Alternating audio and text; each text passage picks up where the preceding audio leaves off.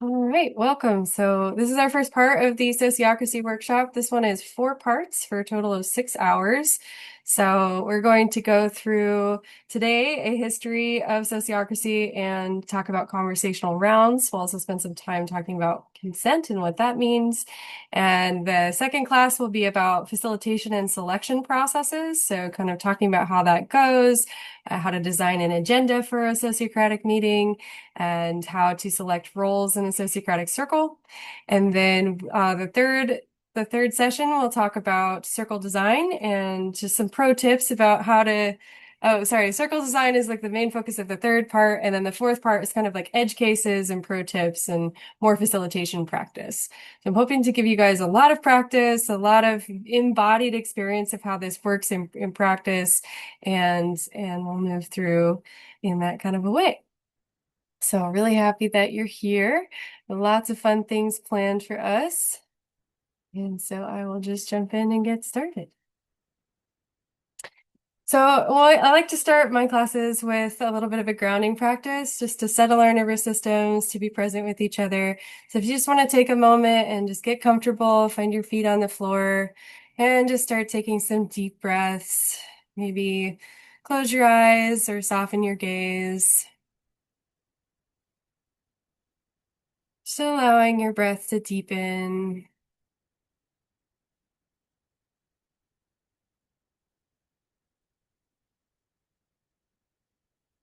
Thanking yourself for showing up today.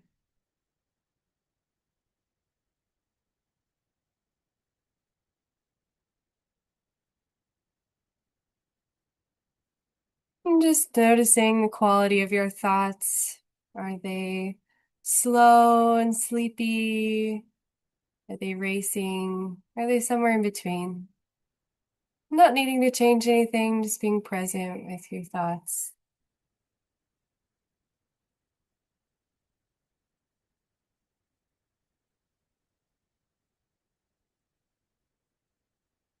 And inviting your awareness into your heart and just noticing the sensations in your heart today. Is your heartbeat fast or slow? Somewhere in between.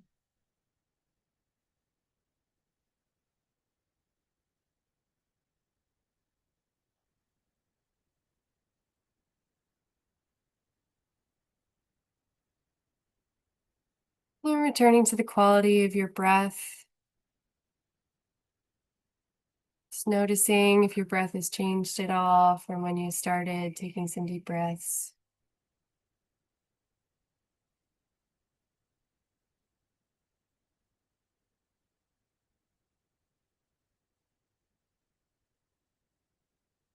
Talking about governance and power can be very activating in the body, so I might bring us back to take breaths, to be present in our bodies as we discussed today. So giving yourself a little bit of a baseline, knowing that you can always come back to this soft and more present, more noticing place.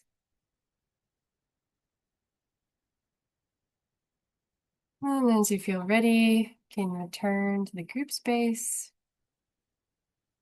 Maybe opening your eyes.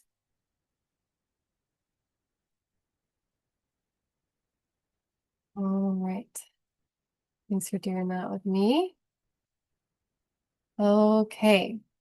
So a little bit about me. I am currently training at Sociocracy for All to be a sociocracy consultant. I am a trained facilitator, and I've started to do trainings as part of my certification to be a consultant to help organizations implement sociocracy in their day-to-day practices.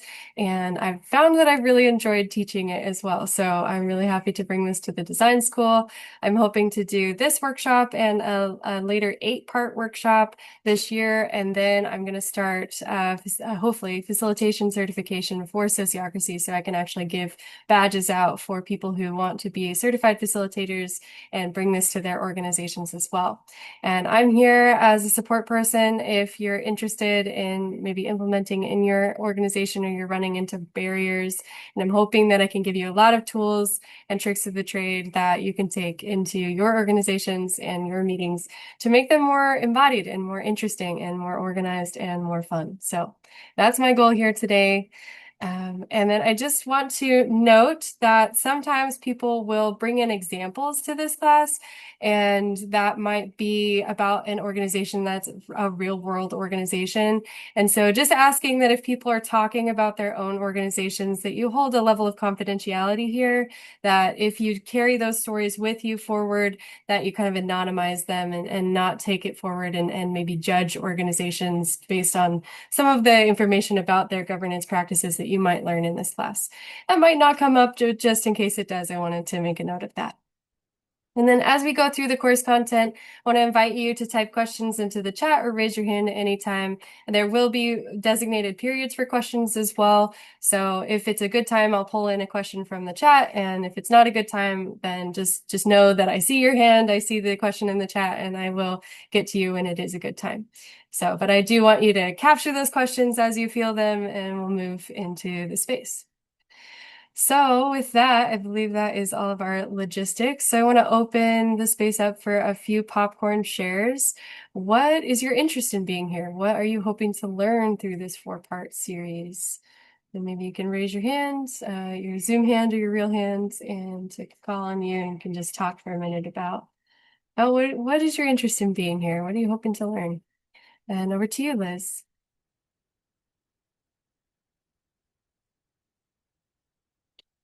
Looks like you're muted, Liz. Okay, thank you.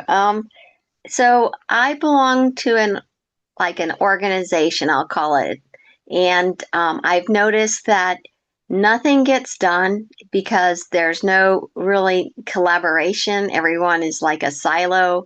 There's no networking or communication. I guess it's all the rules of their organizations that prevent anything from getting done and collaborating on a wider level and working together. So I think there's a lot of one-way conversations. It's not a two-way, and I don't see any problem solving or action plan. I see the same topics over and over again, and nothing gets done. So it's frustrating that, and maybe it's because nobody agrees on anything that nothing gets done, or it's that everybody has their little silos and they stay within it.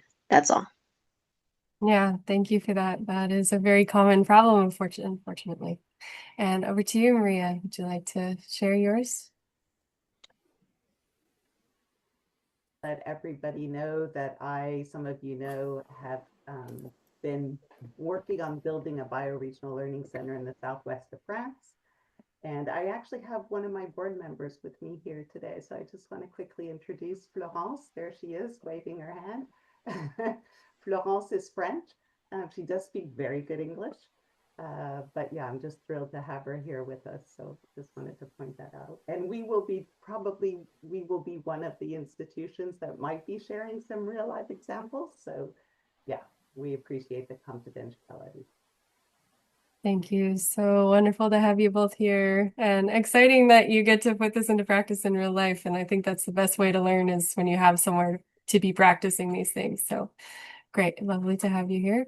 And Rick. Hi.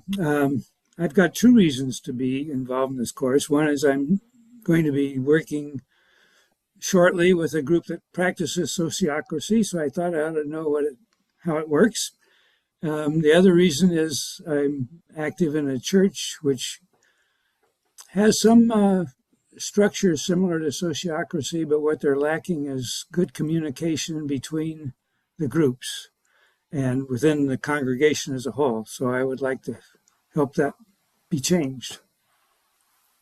Beautiful. Yeah, I've seen sociocracy work in a lot of church group settings and a lot of intentional community settings. So I'm excited for you to experience it and to bring that into this course. Thank you. And over to you, Jen. So I'm just in the process. There's like multiple organizations that I'd like to, relate to in an effective way. So I'm also working on setting up a new hub for within the design school. So it's to build things with sociocracy in as part of the framework. So because I'm very much interested in collaborative rather than hierarchical, and being really effective as we can be. So I'm excited to be here. Beautiful. Excited to see that take shape. And Michelle. So I really enjoyed what I learned in the other series on sociocracy, and I'm actually geographically close to Joan, so I'm probably one of a person that she would practice with, and I invited Randy, who's also in Grand River Watershed, to be here, and yes, hoping to do some practical applications. Beautiful. That's really exciting that we have multiple organizations that have brought several people so that they can be practicing together. That's perfect. That's really the best way to get something out of this. So I'm gonna go over to, is it Chapette? Uh, yes, Shapit. So we're embarking on a regeneration project here in the Skagit Valley, and I'm here learning about sociocracy to try and unwire a bit of my hierarchical thinking and finding, uh, you know, tools that actually work much more collaboratively. Uh, and I'm good at using tools. I just need to learn them first. Beautiful. Thank you. Taking one more share with Adrienne. Yeah, I'm hoping to learn a lot about how to carry on conversations um, in what they're calling the kinship way, which is indigenous modeled after indigenous clan groups, a governance for everyone. It can be a bioregional governance. So I'm hoping it'll inform that. Yep. Beautiful. Thank you. Yeah. And I'm really excited to introduce this to all of you. And for those of you who have some sociocracy experience, to go a little bit deeper into feeling this in our bodies and moving through the content. So thank you all for being here and sharing your hearts about why you showed up today. So appreciate you. Okay, so I have some slides for us to go through, and I will go ahead and open those up for us. So I'll start just with a little overview here. I kind of talked about how this will move through, but just to give you a little visual here. So we'll talk about what governance even is. Like, what do we mean when we say the word governance? What am I talking about there? We'll talk a little bit about the history of sociocracy to honor the lineage of this process, and then talk about what is consent and decision making? How do we get there? And we'll do some group practice with that. We'll talk about conversational rounds, which is, I think, one of the most noticeable and effective tools of sociocracy and why we use them. And then we'll do a proposal role play. So we will we'll have a few volunteers at the end to do a role play of how a round works. And I'll also show you a short video of how that works. So that's the outline for today. And so we'll move on to the next part. So talking a little bit about what governance is. So I like to think about it as the steering wheel. So how are we steering where our organization is going? When we're creating an organization, we're saying we would like to bring a group together to try to change something about reality. So if we're bringing an organization together to do, say, bioregional work, we're trying to change the way that people are thinking about their bioregion or thinking about their landscape. We're genuinely trying to change reality. And so the way that we change reality becomes really important and significant and guides all of our decision-making processes. And this is especially important for groups that are just getting started to kind of think about how they want to steer the organization to steer that reality changing process. But it's also significant for groups that have kind of gotten started in a ragtag sort of way and want to grow or want to solidify themselves or to deal with conflicts that have come up. So governance is an ongoing process, and it controls how decisions are made, how they're ratified, how they are put into practice. Talks about who makes the decisions and how do we understand who makes the decisions, who has power, both explicitly and implicitly in an organization. So explicit power is everyone knows that that person has power in the organization. Implicit power is maybe as a result of types of privilege, of longevity in the organization, of how much people like that person in the organization. Those would all be implicit types of power that guide and direct how people are understanding and interacting with other people in the organization. And power isn't necessarily a bad thing. It's simply something to be acknowledged, something to recognize, and something to move with and transform in the governance process. And in fact, we want everyone to have power with each other and really bring embodiment and agency into this process so that everyone is participating in the governance practice. And then I think something that gets missed often as we think about governance is how we review and improve over time. So it's an ongoing feedback process of how do we continue to change reality over time? How does our organization grow and adapt and evolve itself? And how do we have mechanisms built into place to make sure that that's happening over time? So that's what I mean when I say governance. That's what I'm thinking about here. And so why might you want collaborative governance? I thought that we had some really beautiful shares about why people are interested in sociocracy. I just want to name some additional ways that collaborative governance can bring in more life to your organization. So you might get more engagement when people feel like they have a role, like they have some authority in the organization, like they have a say in what happens. They're often more engaged and more participatory. So if there is a lot of burnout because a couple people in the organization are carrying a lot of the workload, sociocracy can actually help to change that, to shift that. We're moving away from power over structures, sort of like dominator colonial mindset. We're trying to shift away from that toward equity and embodiment and agency for all people. And a lot of our Western cultures have really shoved that down and repressed that sense of agency in us. And so we're trying to rebuild that in our organizational structures. We want to have informed decisions with people who are most impacted by those decisions whenever possible in an existing feedback loop so that they can give us feedback about how we're moving through the world, how we're changing reality.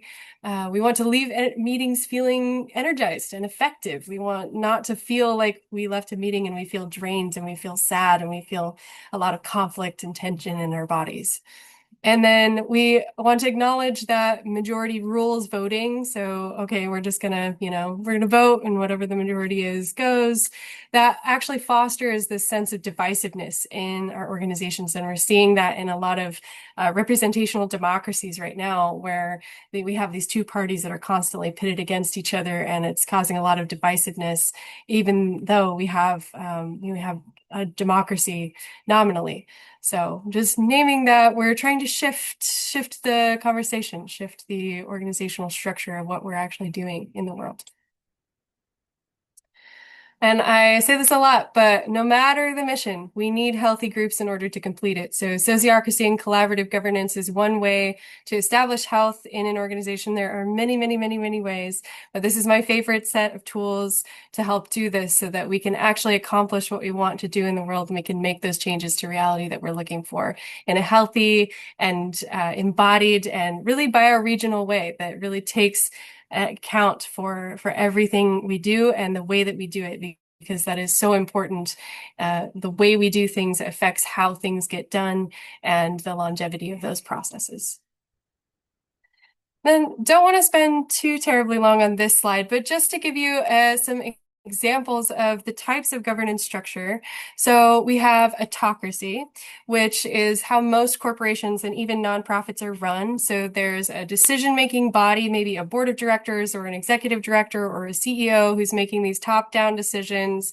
They're typically very fast because it's just one person or a small group of people making decisions for the whole organization.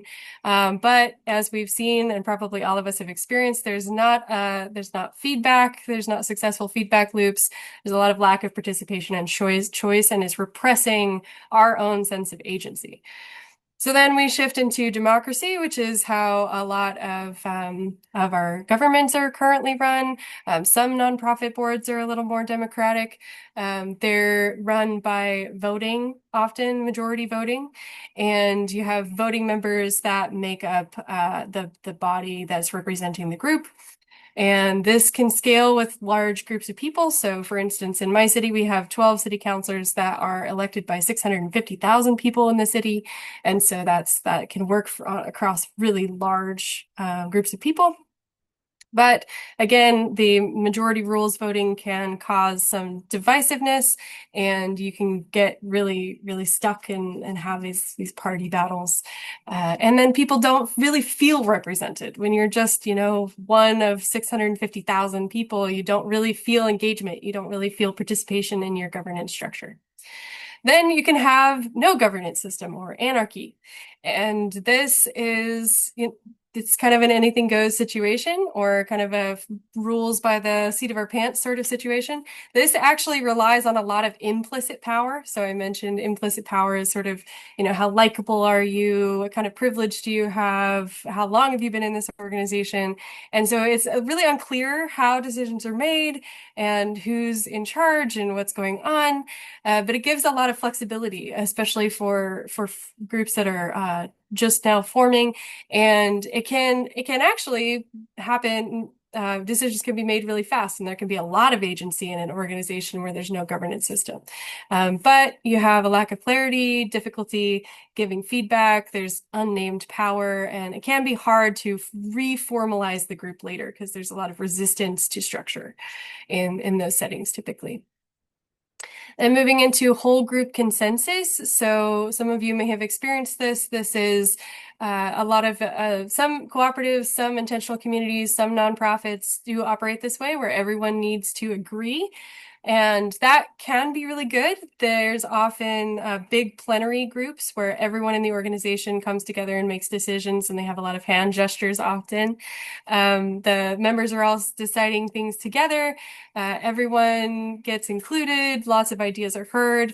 It can be really hard to make changes to that sort of organization. It also tends to take a really long time because you're going through, if you have 50 people in your organization, you want to hear from all of them. That can be really difficult.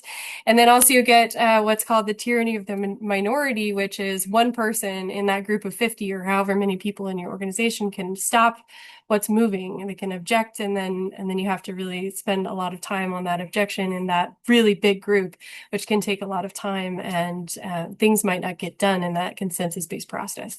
And there are modified consensus organizations where they kind of try to deal with some of those problems. But actually, I think that consent, which is what I'll talk about next in sociocracy, does that modified consensus model and helps people get heard in small groups in ways that communicate with each other in these circles, and everyone has distinct roles, so it's really clear how decisions get made. Everyone's voice still gets to get heard. It can scale because you have these small groups nested in sort of these larger circle connections, which we'll talk more about later, and there's a lot of clarity. But it does need a lot of training and a lot of commitment, and a commitment to learning throughout the time. So that is the downside, is there's a little bit of a learning curve into getting into sociocracy. And I just want to take a moment to do a little bit of a visualization practice. So if you want to soften your gaze, maybe close your eyes, and I'm just going to invite you to feel into your body. Taking some deep breaths again.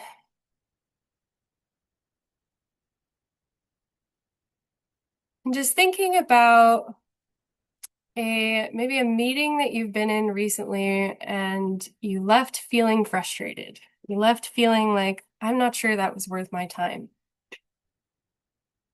Or you can imagine what that might feel like.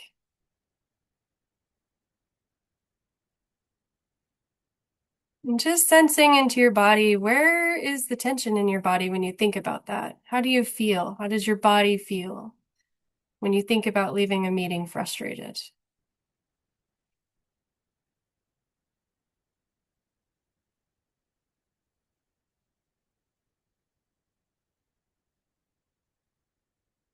And then shifting into imagining a meeting where you feel like your voice was heard, you were collaborating well with everyone in the room, and you're feeling inspired about the future. You feel hopeful and excited for what comes next. Just imagining that for a moment.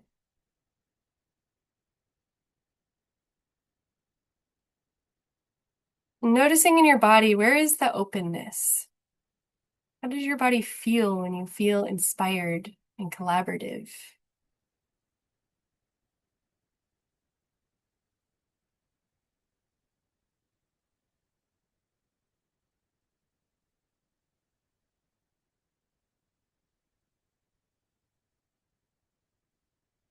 Okay, then returning to your breath,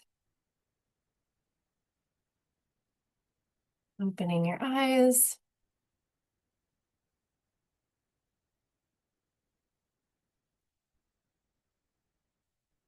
And I'll invite you to type in the chat some things that you noticed about that sensation of frustration. What is a couple words that came up to describe how you felt in your body when you were frustrated about a meeting being ineffective? Maybe type 1 or 2 words in the chat.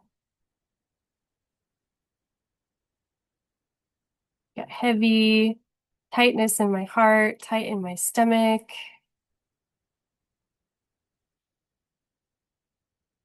shortness of breath, angry buzz, sinking in the core, clenched. Yes, these are all really good knowing sensations that you might feel during or after a meeting that says to you and your body, this didn't feel right. This didn't go well. What is something we need to shift? What is something we need to change?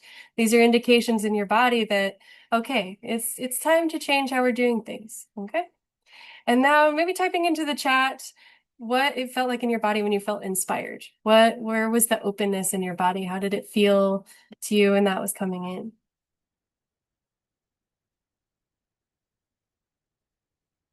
Just typing a couple words in the chat. Buoyant, light, open, joyful, lightness, deeper breathing, uplifting, energy flowing from earth to action. Ooh, that's good. Light, energetic, wide-eyed, levitation. Beautiful. This is great. So when you're feeling that openness, that's a really good time for you to tell the people that you're collaborating with or the facilitator, like, wow, this is really working for me. We did something right this time. This feels really good, and really celebrating that, because that is the way that you can bring new energy and new flow into the reality that you're changing. So great. Thank you for doing that practice with me. All right. I have a little bit more about the history of sociocracy, and then I'll open for questions and we'll get into our participatory poll. So, all right. Let me share my screen again. All right, so we've talked about different types of governance structures. We've felt what different meetings feel like in our bodies. So let's talk about sociocracy specifically. Socio is, I believe, stems from the Greek that means those who associate, and ocracy is related to governance. So those who associate to get together, govern together. So think about this as peer governance. That's really what the word sociocracy is trying to say. So there are 3 pillars to sociocracy: consent, transparency, and feedback. So consent, we aren't looking for perfect agreement for everyone. We're not looking for everyone's favorite choice. We're looking for a choice that is in the range of tolerance of the group. And so this is a decision that everyone can be pretty happy with. It's safe enough to try. It's good enough for now. It might not be your favorite option, but we're going to try it out. We're going to experiment.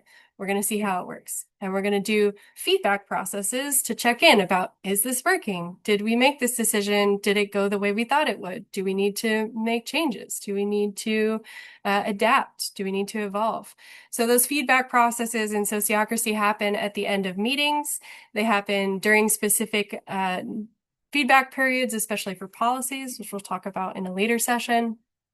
And they often happen, we do performance reviews for individual members and also individual circles. And sometimes you'll do a feedback session for the organization as a whole so that you can really think about what are we doing well, what do we need to improve on? And it really brings everyone back into that team mindset of how are we all succeeding together? How can we all succeed together better? And then transparency. We're really looking for clear and consistent communication between each circle, between all the work groups, between team members, and making sure that those communication pathways are very clear and very consistent so that everyone knows what's going on in the organization and there's no blindsiding. Nothing should really come out of the blue in sociocracy. Ideally, if you have your feedback processes and your communication processes set up well, nothing's coming out of the blue. You're hearing about things and meeting feedback before it happens and blows up into a big conflict. And that way you're able to deal with problems that would become big problems when they're small problems, and you can work through it together. So that's what we're talking about when we say sociocracy. A little bit of the history of sociocracy, as I mentioned, this was inspired by Quaker council traditions. It was developed out of a student-led school in the Netherlands where the students co-created the curriculum with the teachers. And then a particular person, Gerard Edinburgh, went to that school and was very interested in the ways that that school was run. And then he went into engineering and thought, ooh, I have this engineering mind and I have this passion for this student-led learning. How do I combine them together into a way that makes governance work for people? And so he really adapted this sociocratic process into closer to the form that it is today in the 1980s.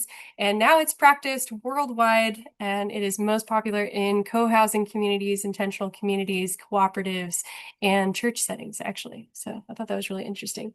But it is becoming more widely adopted for activists and nonprofits, especially for people who've been using consensus, but they're unhappy with some of the ways that that's working. And it is also being used in some corporate environments as well, which is pretty exciting because I think if we could change the way that we work, then in like a bigger way, then we actually are changing our mindsets, we're changing our perspectives, and we're moving into a new era, I think, for humanity, which is really exciting. So a little bit of history there. And then talking about consent. So I've used this word consent a few times, and we're going to get some practice about what consent means. But so your preference is like, this is your favorite option. I love this option. I feel really good about this option. It's my favorite one. There's no better option for me. So preference is, yes, this is my preference. I love this. Your range of tolerance is, yeah, okay, I don't love this option, but I'm fine with it. I can live with it. It works for me. I think it's good enough for now. I think it's safe enough to try. So anything in that preference range or that range of tolerance is consent when we're talking about consent in decision-making processes. So we're really looking for what's in everybody's range of tolerance as we're making a proposal. It's great if we can get a decision that meets everybody's preferences, but that's a very high bar, especially as you get into bigger groups. And then objection is something that is outside of your range of tolerance. I can't do this. This is against our organizational mission. This isn't safe. This isn't good enough. So that's what an objection would mean in this context. And so when we're talking about consent in a group space, we're imagining each of these circles as individual ranges of tolerance. So everyone has a little bit different tolerance level of different ideas and different decisions. And so we're really looking for this place where everyone's range of tolerance is overlapping. This place, the dark place is where everyone's preferences are overlapping. So that's sort of that ideal space that we can get to, but it can be really difficult the more people that you add in. So what we're really looking for is this outlined space here, which is our shared range of tolerance, which is a lot more options. It allows for us to choose something and try it out and experiment without getting stuck in perfectionism and doing what seems like the absolute best choice, because that can be very stunting and stagnating if we stay in that place of looking for that perfect option. Okay, so I'm going to pause here and take some questions, see if anyone has questions so far. And after that, we'll get into our poll where we can try out consent and see what our shared range of tolerance as a group is. Any questions with any of the material I've gone through so far?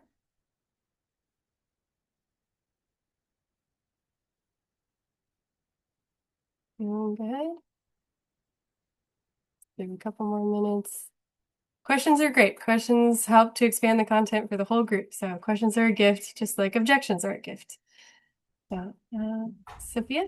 Yeah, I have to figure out my hand raising, but it's not a question as much as a feeling that the whole tone is one of experimentation, that we're going to try this, and it's not freezing rules in over time that then become leveraged.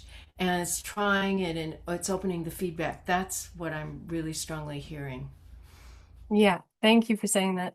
Yeah, that's absolutely true. And what I love about sociocracy is it's not really an out of the box solution. It's very customizable to the organization that you're working in so that it can be adopted and adapted and changed over time. So that experimentation process I think is key, and that's what keeps us learning, that's what keeps us growing, that's what keeps us from stagnating in any single place. And I think that's what a lot of our like current bureaucratic structures are missing, is they're missing that experimentation and that adaptability. So yeah, thank you for bringing that in. And Victoria.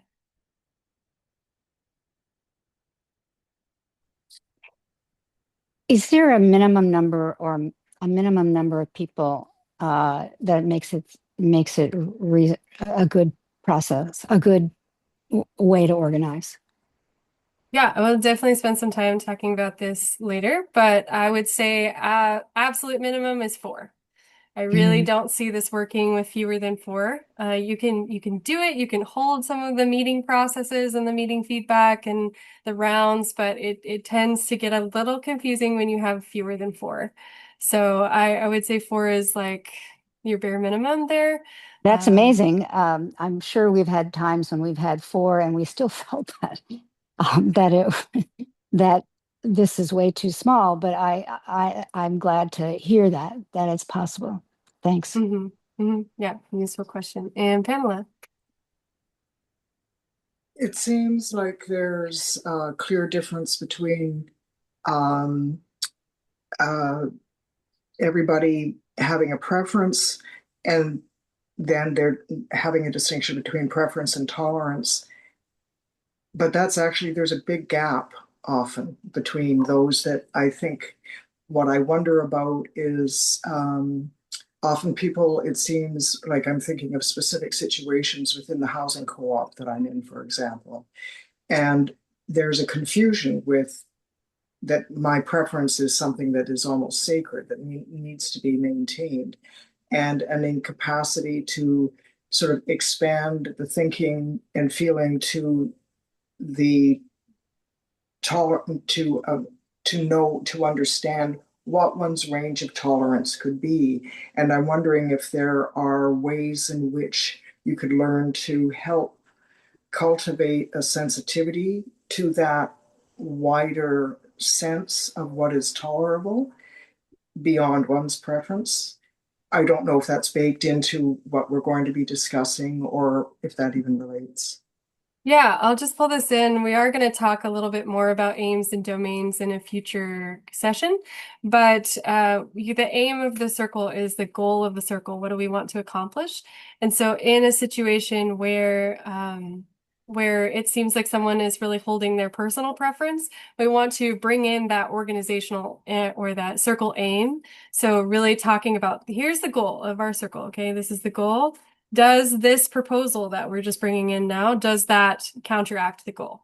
And that helps people get out of their individual preference and into like, okay, what is the group preference, right? What is actually furthering our goal, our organization? So the objection is really saying not that, oh, I really have a personal problem with this, but I think that this is counterproductive to our goal. And so when you frame it that way, it can really help people widen their range of tolerance and help them think in a more interpersonal way. And we'll talk more about that in a later session, but that's a really good thing to bring in. Thank you. And we'll take one more question with Michelle. So I'm imagining that the process basically you know, takes the objections that you call as a gift, and then it would be time consuming because you're going to sort out through the objections about how you can, what would be required to satisfy, whether it's more information or more conditions, that kind of thing. Okay, that sounds great. Yeah, so the difference between consent and consensus, there is consensus. You have a really large group of people usually who are all participating in a meeting. You might have 50, you might have 100, you might have 150 people in a meeting. And so the objection, if multiple people are objecting in that consensus environment and you're going through each individual objection, that can be really a lot of spotlight attention for people who need to object, and it can be really time consuming. Whereas with Sociocracy, we're working with smaller circles. We've divided that larger organization up into smaller circles that have their own domain and purview. And so it's faster to go through individual objections for the people who really care about that particular topic. And yeah, it does take some time like that. And we'll get some practice with that in later sessions of integrating objections and how that feels in our bodies and all of those things. It can take time. But when those smaller groups, it's easier to hear people out fully and to really ask the questions you need to ask. And you can even, if there is an objection, sometimes it doesn't get resolved in that meeting. Sometimes you create a subcommittee to work on that objection together, and then you bring it back as a new proposal to the next meeting. But a lot of times it can get resolved in the course of the meeting, and we'll go through that in a future session. So these are great little foreshadowing moments, and I love this. So thank you so much.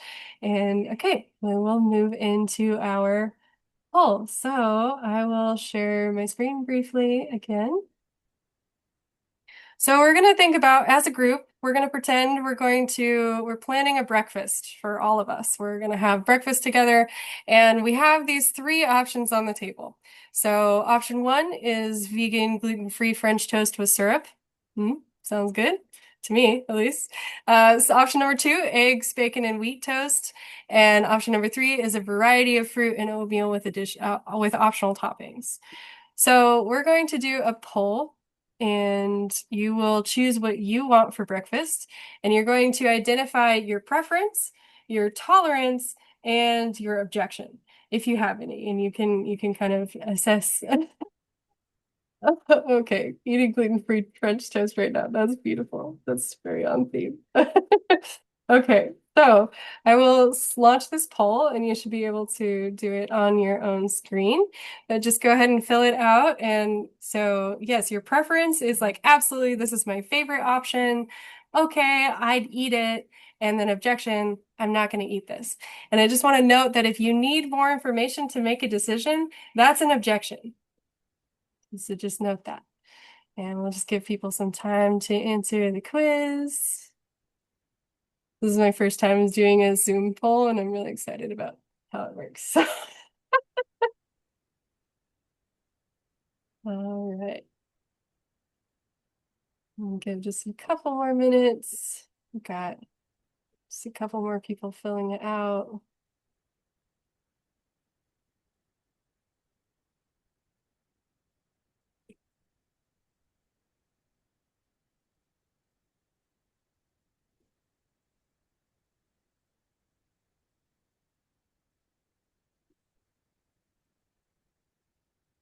All right, I'm going to go ahead and end the poll in about 10 seconds.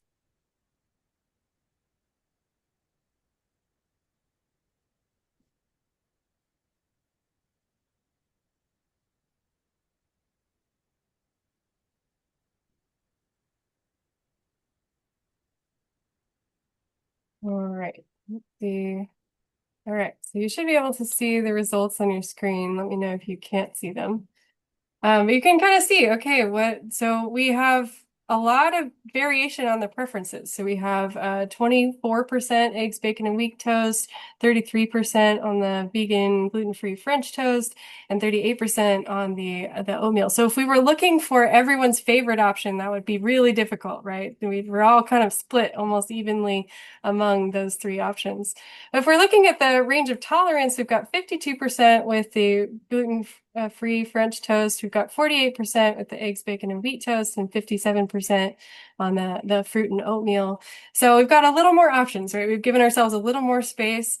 And if we're looking at the objections here, we've got 3 objections for the vegan, gluten-free French toast, 6 objections for the eggs, bacon, and wheat toast, and 1 objection for the oatmeal and fruit. So, okay, we might, in theory, we're not going to do this right now, but in theory, we could talk to the person who has an objection, say like, is there something that we could do that would help you feel comfortable eating this meal, that would help you feel included? And we could change the proposal, maybe change the offering slightly so that we could all come to something that is within our range of tolerance.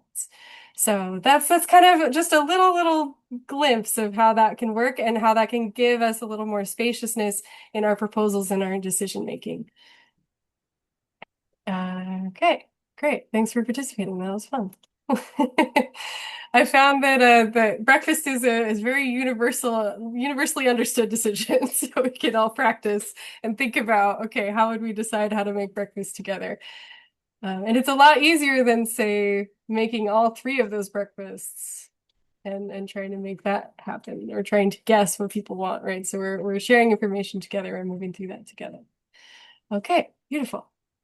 So getting a little bit more into the practical applications of how does this actually start? How do we do this? What does this look like in practice? So moving a little bit deeper into that. So what do we need? So like I said, we need a group of 4 or more people, ideally, who are going to move through this. We want people who want to accomplish something together. Like I said, when you pull an organization together, you're doing something. You're trying to change reality. Even if you're just scheduling an event, or even if this is a temporary group situation, even that event is changing reality. It's affecting people's minds. It's affecting how they interact with the rest of the world. So when we're coming together, when we're doing sociocracy, we need people who actually want to accomplish something together, and a willingness to experiment for a defined period of time, like at least 6 months or at least a year, or whatever your group decides you want to try this for. Give it a little bit of time so that you can move together. These structural processes are really hard to implement in really short time scales, unless everyone's really familiar with how sociocracy works. And then I want to name that sociocracy is not going to be a good fit for every situation. So I'm not here to say like, this is the one way to do anything. Like this is a way, right? So one way to think about where this might not work is in organizations where there's not a desire for shared decision making. If there's a really strong presence of, nope, I need to make the decisions, this is the way it's got to be for XYZ reasons, which might be totally valid in that situation. But if there's not that desire for shared decision making, then implementing or offering sociocracy is going to be really, really difficult. So the best way that I found to just like help people understand that even a little bit of shared decision making is good can be just to acknowledge that even scheduling is a decision, right? Even deciding when we have a meeting is a decision. So that's a shared decision making process. So you might be able to, with someone who's like really got a firm grasp on the decision making processes, you might be able to categorize a certain type of decision that would be okay to be made in a group space, like scheduling, like maybe content creation for an upcoming event or something like that. So you might be able to sort of categorize and isolate the types of shared decision making and bring sociocracy in just like a little way. But if you don't have as a group that desire for shared decision making, this can be really difficult. I'll also say that a commitment to process, commitment to talking it out with each other. So the more that your group is a group that, okay, this isn't working, so I'm just going to leave, that can be really difficult, a really difficult situation to implement sociocracy inside of, because you don't have people who are willing to experiment and get feedback and fail and succeed and fail and succeed. And that can be really difficult. So making sure that your organization has a commitment to process, commitment to talking it out. And in general, also a growth mindset. Like we're evolving, experiments have to be allowed to fail. We are, we're here, we're all growing individually, we're growing as a group. And that sort of mindset can really help with moving into these adaptive, customizable processes. And then in general, having a respect for diverse perspectives. If you have a lot of people in your group who are really myopic in their viewpoints or really think that their way is the best way, this can be really difficult to bring in. So these can be places to start first in your organization. If there's a lot of tension in the organization or you just don't feel like there's a lot of shared values, then maybe talking and opening up some conversations about How do we feel about shared decision making? How do we feel about growing and changing over time? How do we feel about respecting diverse perspectives? Those can be better ways to start if your organization doesn't have a lot of shared values than trying to just bring sociocracy in when there's not those shared values, right? And then I really, really, really love this slide. This is one that was in my training. So we're imagining that this line at the top is the threshold of cohesion. This is the thing that keeps your organization moving, keeps your organization together. So there's many ways to get to that threshold of cohesion. And one way is having a lot of trust and relationships. So a lot of like that community glue. You guys really like spending time together. That's one way that adds some, I don't know, a unit to your cohesion metric. Governance or structure can be another way to add toward that threshold of cohesion. And mindset and principles, so shared values, you all want to get something done together. That can add to your cohesion threshold. And then skills. So are there relevant skills in the group that really help? Are there really good conflict mediation skills in the group? Are there really good facilitation skills in the group? And you don't have to have the same amount of each of these 4 categories, but having a little bit of all of them can create this threshold of cohesion. So for some organizations, you might need a lot of governance, a lot of structure, because there's not trust in the relationships yet, because you don't know each other very well, or because there's not a lot of shared values. Or you might not need so much governance because there is a lot of trust in relationship. There are a lot of skills. There's a lot of shared values. So that's one of the places where you can kind of customize the level of structure that sociocracy offers based on the makeup of the group, the composition of the group. So I keep this in mind constantly because I'm looking at a group, I'm kind of doing that analysis and thinking like, which part of this do they need to hit that cohesion threshold? Which part of this is suffering? What do they need to just get over that edge and be a cohesive, functional group? So really, really love this one. And also I will share this slide deck so that you have it. It will be on in the space in the school, so you can look at it later. So there's sort of single circle organizations where you just have one circle and that's where all the decisions are made. And then there's multi-circle organizations where you're scaling up and you're making lots of different decisions and communication is flowing between those circles. And so today we're going to focus on the single circle version of sociocracy, and we'll get more deeply into the multi-circle version in our 3rd session. But for a single circle organization, you have usually 4 to 8 people. Fewer than that, the structure starts to fall apart. More than that, and the conversation rounds are just taking a little too long. It's hard to get through a round. It's hard to make a decision because you're talking to too many people. You're hearing too much feedback. And so if you have more than 8 people, that's a good cue that, oh, we might want to have more circles. We might want to start to expand. The single circle is focused on one aim and goal, so it's really clear what that circle is there to do. You have facilitated conversation rounds, and you have regular meeting feedback and policy review, which all of those things we will dig into a little deeper as we go.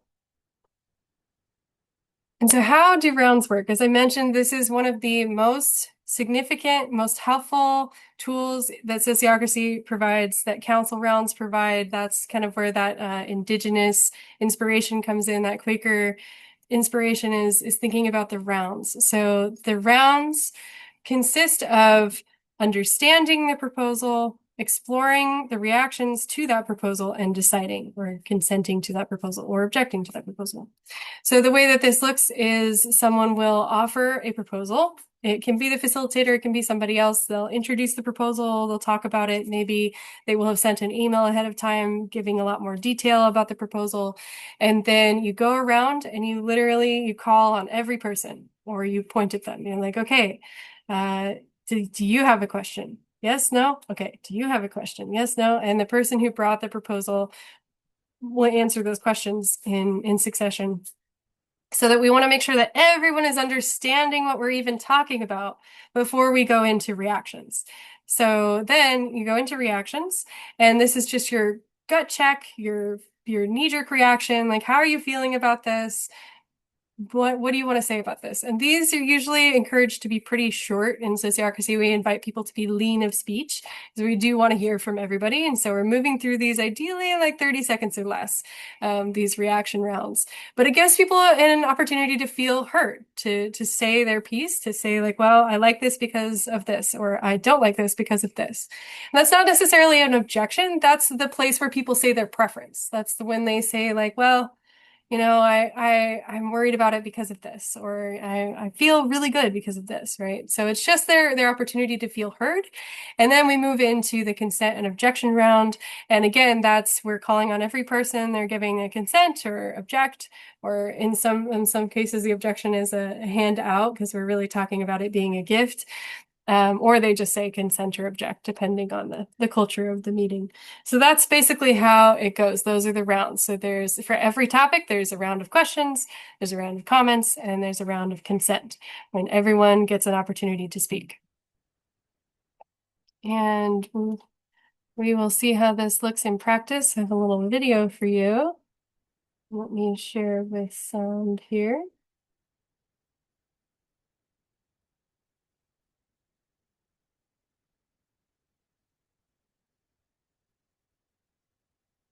Okay, so this is about 2 minutes and 30-second video. The agenda is Luciano, and he's got something for us on the learning stipend. Luciano? Yeah, thank you. Well, as you know, I'm an advocate of this issue. The present learning stipend is 500.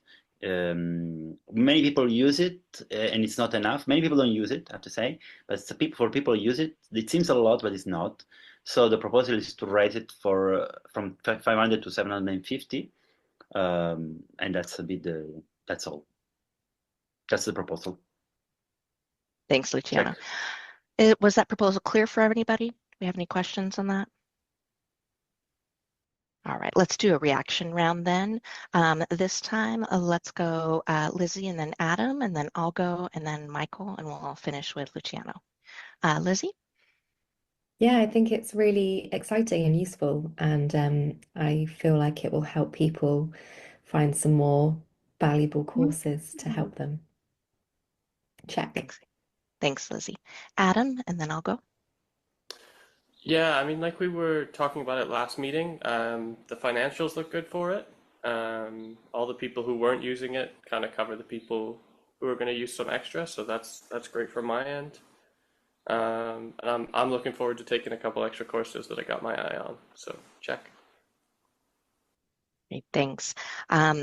Yeah, same. I think it's a good idea. I know we talked about that we've got room in the budget for it, so I think it's great. So check. Michael? Yeah, thank you for putting this together. I feel like it's really clear and it'll be good for our circle and for the org. All right, and Luciano? Yeah, just glad that it went through. Nothing to add. Thank you. All right, then let's do a consent round, and we'll go same order: Lizzie, Adam, me, Michael, and then Luciano. So Lizzie? Yep, consent. Great. Adam? I consent. I consent as well. Michael? I consent. And Luciano? Let me think about it. I think I'll consent, yeah. All right. Well, then it sounds like we'll be good with moving from that 500 to 750 a year.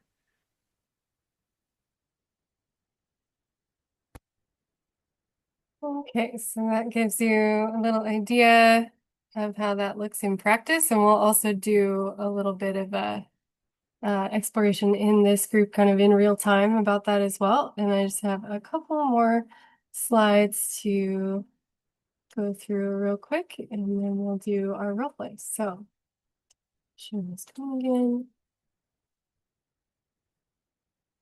So yes, there are 3 types of agenda items. So there's a report that's just, okay, here's what happened. Oh, hang on just a second. I didn't share right the way I wanted to.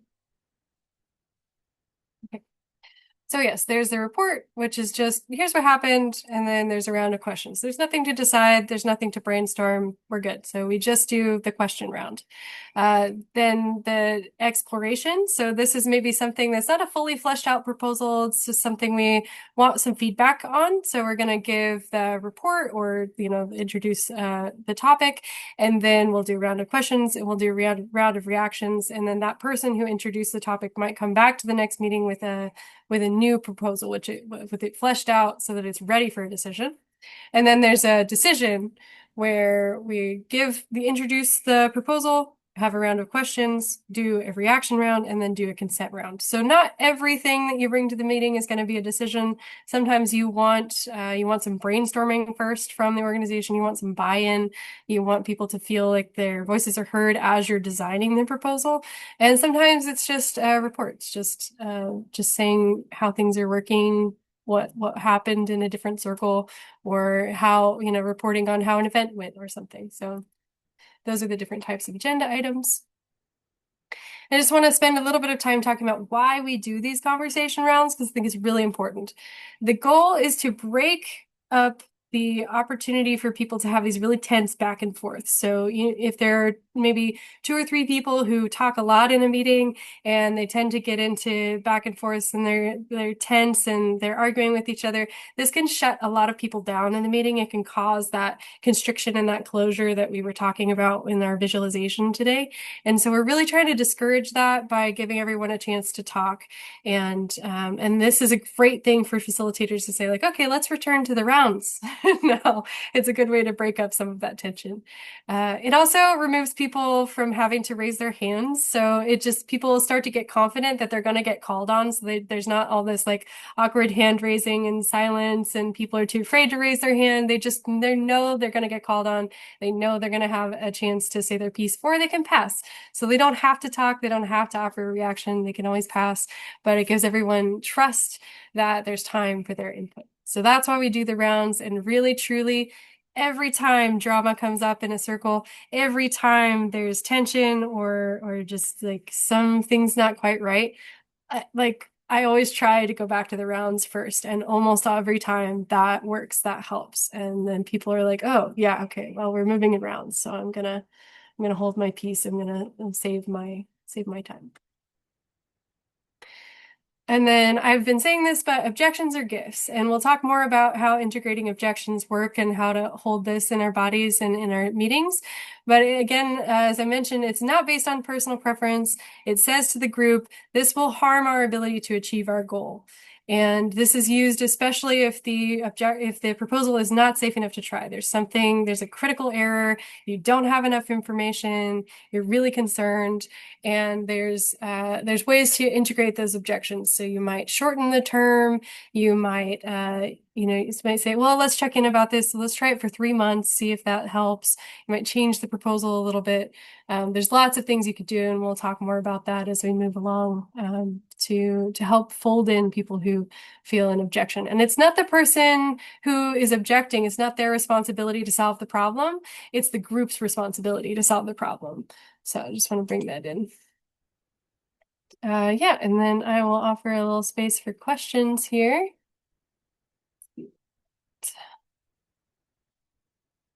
Okay, I think I saw a question in the chat. What are tools and options are there for people not being lean of speech? Yeah, that can be a really challenging thing. And I would say the rounds are one way, like, hey, we really want to hear from everybody, so we're going to continue in the round. That's one thing that I say.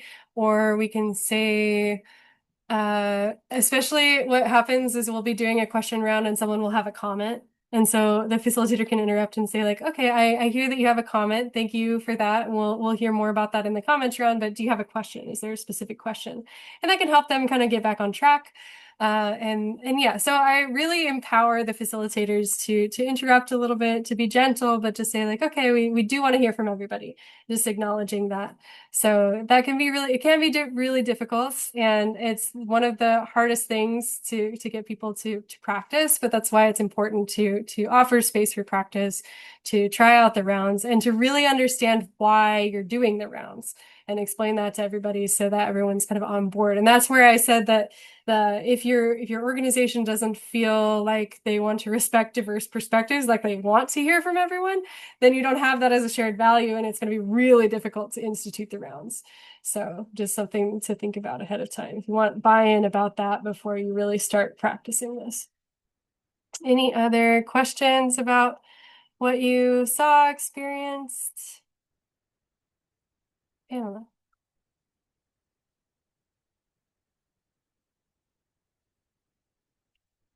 I think you're muted, or did you drop? I think she was waving goodbye because she's put in the chat that she was leaving. Okay, Yeah. that makes sense. Okay, any other questions? And we'll do a live role play of how this works in practice. So, Suzanne. I wonder whether in the process going from step 1 to step 2, new questions could arise. And I'm wondering about the process of kind of beginning again with questions and then beginning again. Is that something that's allowed for somehow? Yeah, definitely allowed. I think that you can ask questions. You can go sort of off script as needed. It's just sort of you want to try not to do that. Like hopefully things will be resolved in that question round, and then move into the reaction round. But obviously questions are going to come up when they come up, and I think it's important to honor that and name that.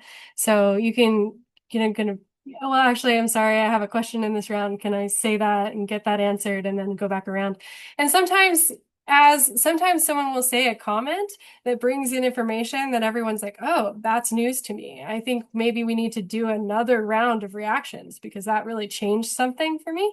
That sometimes happens. So that's something the facilitator just kind of watching out for.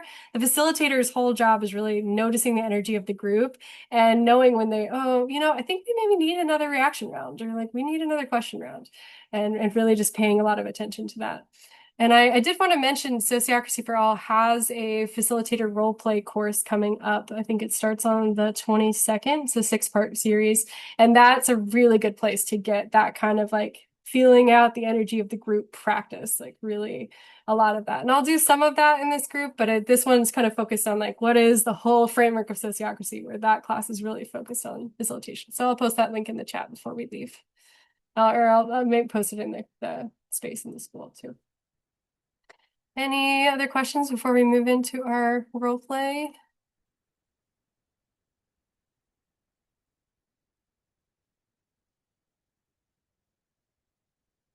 Okay.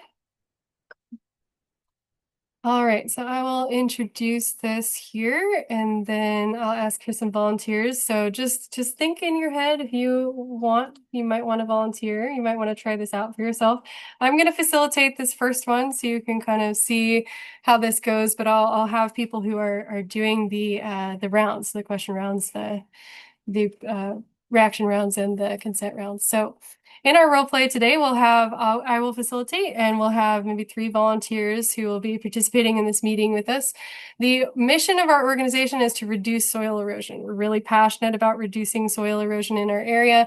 And so one way that we have decided to do this, our circle has specifically decided to do this by adding native plants to local creek beds.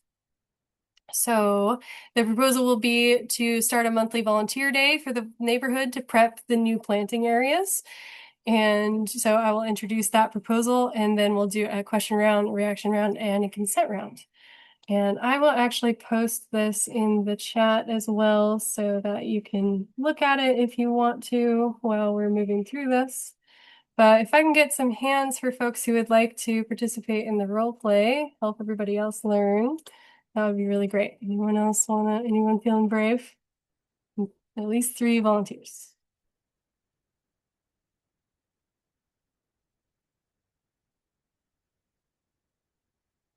Okay, Karen, awesome. Great. And anyone else feeling brave? Okay, Suzanne, awesome. All right. And Anyone else? We need at least one more. Sophia, thank you. Okay, got our team. Anyone else? Last one? Anyone feeling left out? Want to jump in? Okay, all right, we'll go through with this. All right. Welcome to the meeting, everyone. I'm really grateful to see you here. And so I'm bringing a proposal to our circle. I just want to remind the group that our goal is to add native plants to local creek beds to reduce soil erosion. And so my proposal is that we're going to start a monthly volunteer day for the neighborhood to prep the new planting areas in the creek we've adopted. I'm planning on facilitating these monthly volunteer days and planning to do outreach on the Nextdoor app, just kind of, offer just some information about the volunteer day and try to get volunteers there. And then I've sourced plants from a local nursery. They've donated $200 worth of plants for this venture.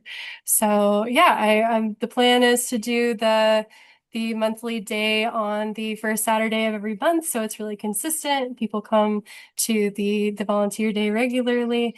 And yeah, that's what I'd like to start doing. So I just wanted to check in with you all and see how you feel about that.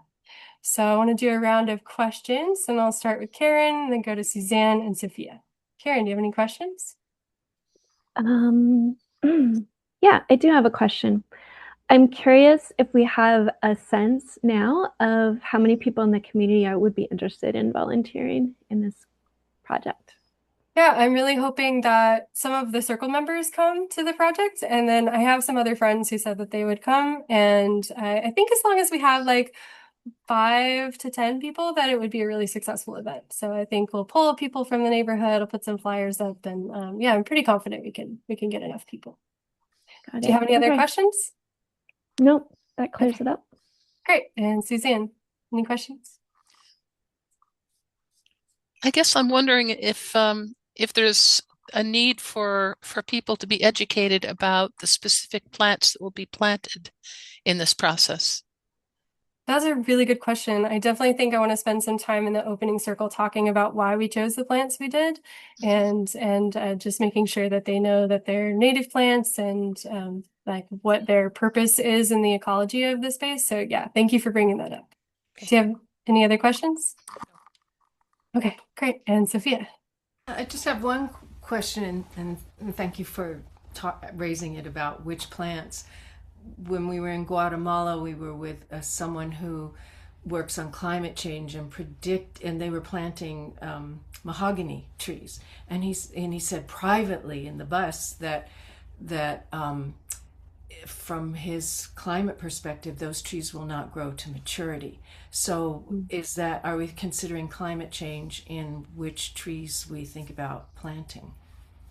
Yeah, I've chosen some fast-growing trees like alders that do really well in moist soils, and I've chosen some shrubs that should grow pretty quickly. So I'm hoping that we'll see pretty immediate results in the next couple of years.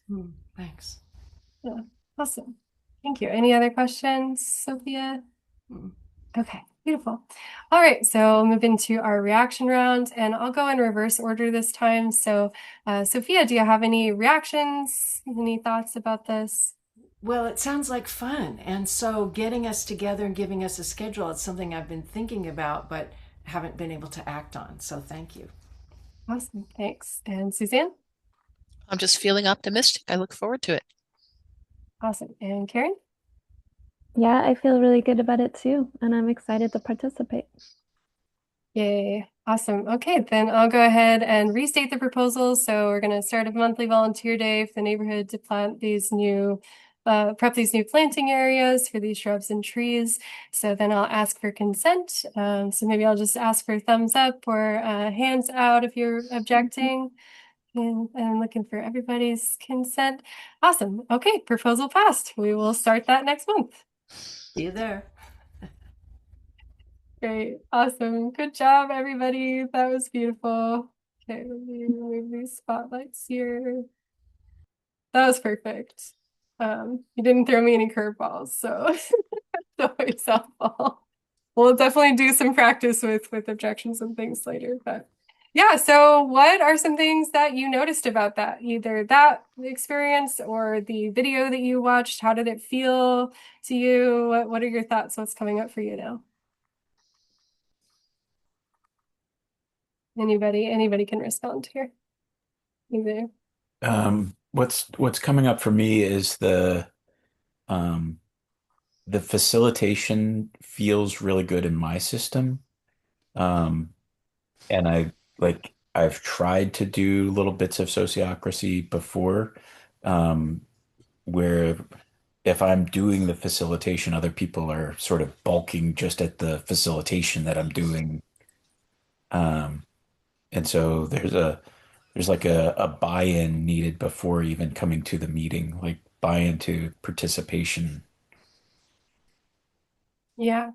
Yeah, thanks for bringing that in. Yeah, and like the training does really matter. I think giving everyone a little like a something like this where they're really feeling it in their bodies and like, why are we doing this, right? They want to have a why before they say yes, right? Before they consent. So doing a little bit of training like this can be really helpful, just giving them some information. And then in terms of the facilitation is a lot of work. And one of the key factors for understanding like have we successfully implemented sociocracy is making it so that about 50% of anyone in the organization could come in and facilitate if needed. And so that's a really high bar, but it can help us like have a goal to shoot for in how much training people should have before the organization is really successfully using sociocracy. So thank you for bringing that in. It's definitely an important role, the facilitator role for sure. We'll talk more about roles in the next session as well. So I'm excited to dig into that. Any other reflections or feedback? I want to invite feedback as well. If you have any thoughts about how this session has gone and how you'd like to change it going forward. Suzanne. Yeah, sure. It feels pretty logical and natural. So I'm looking forward to this. Thank you. Oh, awesome. And Randy.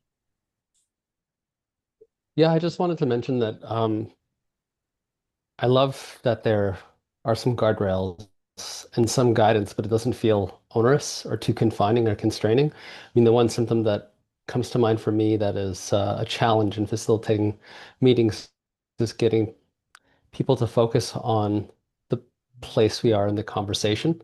You know, you get some people that are always like throwing new ideas into the mix or what have you when you're getting close to a decision and things go off the rails, and you find as a facilitator it can be a bit exhausting trying to be empowering and giving people space to speak while at the same time driving towards an end and having an agenda in mind. And I just love the sort of balance in providing some structure without being too confining and doing so in a manner that really empowers good, useful and productive dialogue. So thank you. Beautiful. Thanks for that reflection. Yeah, and I will even talk about that too, of people bringing in new topics. And one thing I found as a facilitator is really coming back to like, okay, but do you have comments on this proposal? Or like, okay, I hear that you have some really great ideas there. Can you bring that back next time as a proposal that we can talk about together?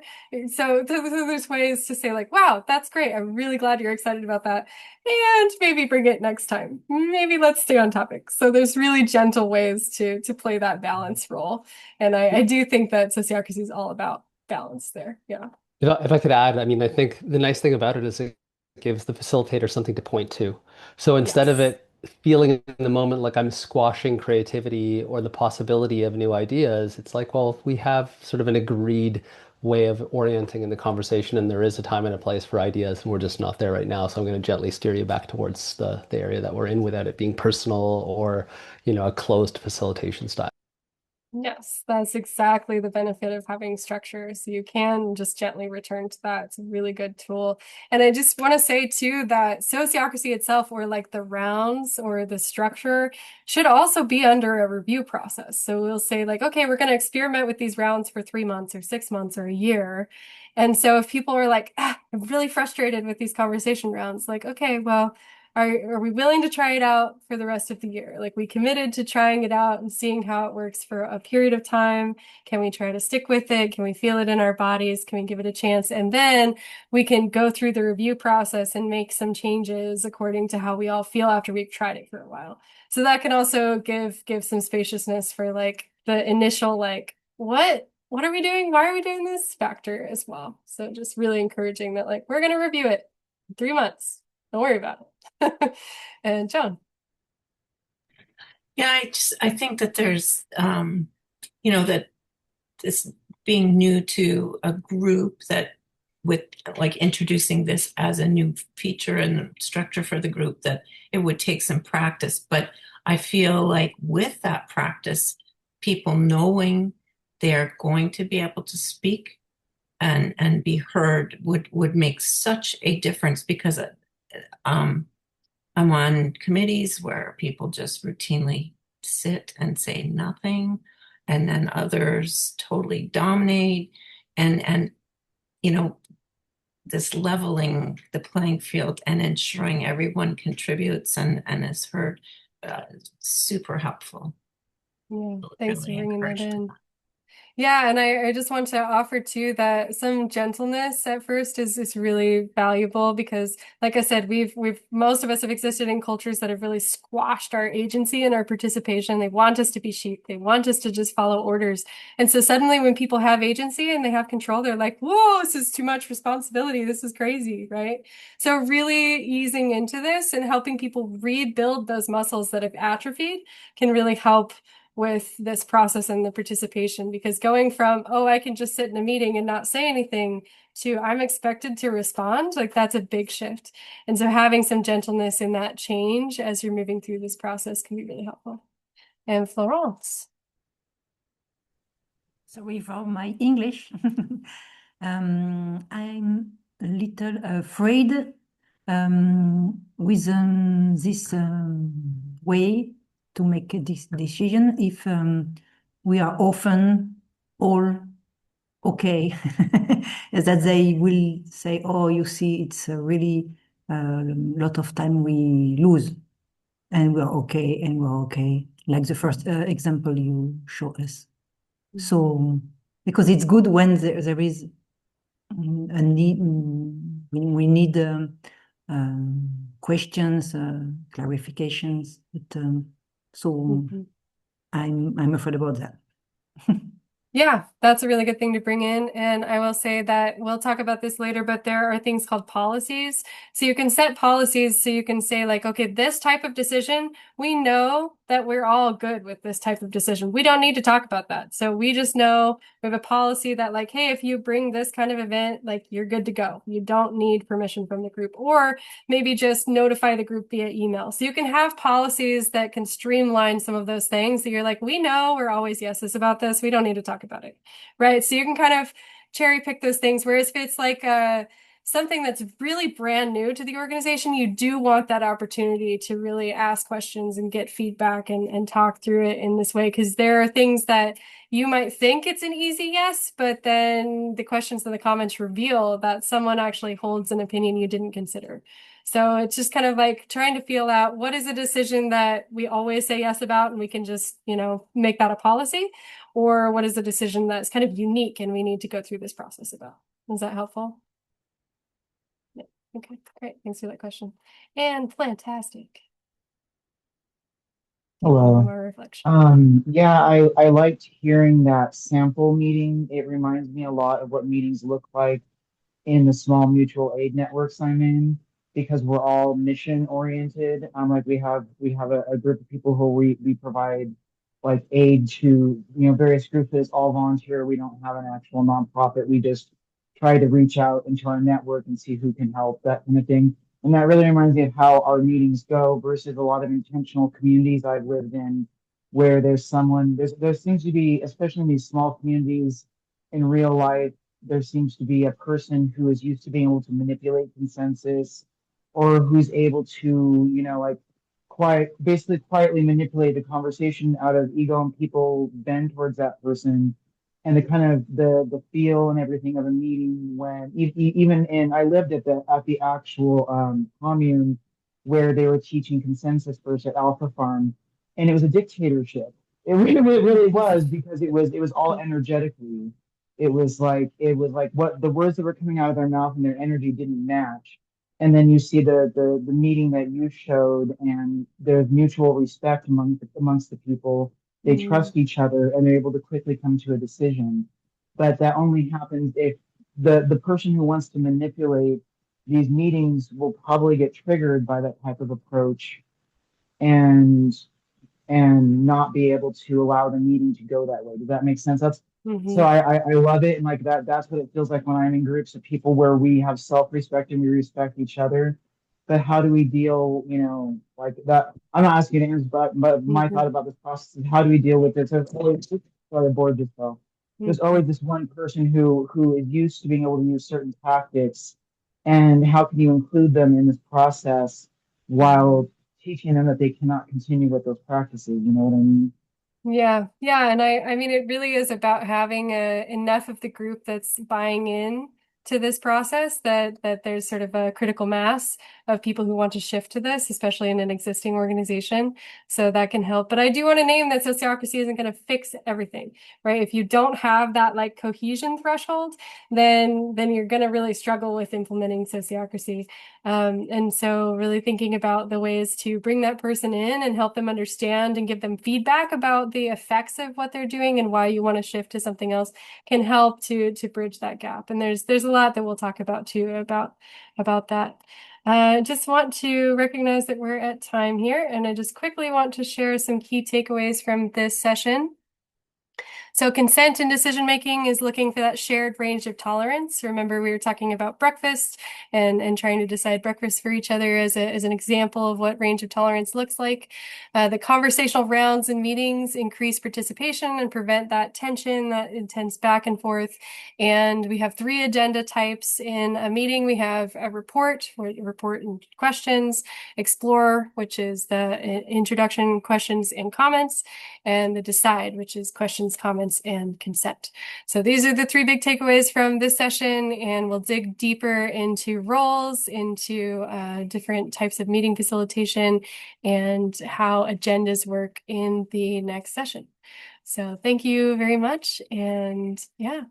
Feel free to type any new questions that come into the chat, into the space in the school between courses, and I will see you on Monday. Thanks so much.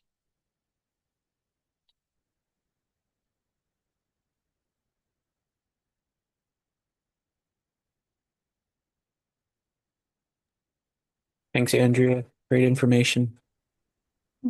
Thanks for coming.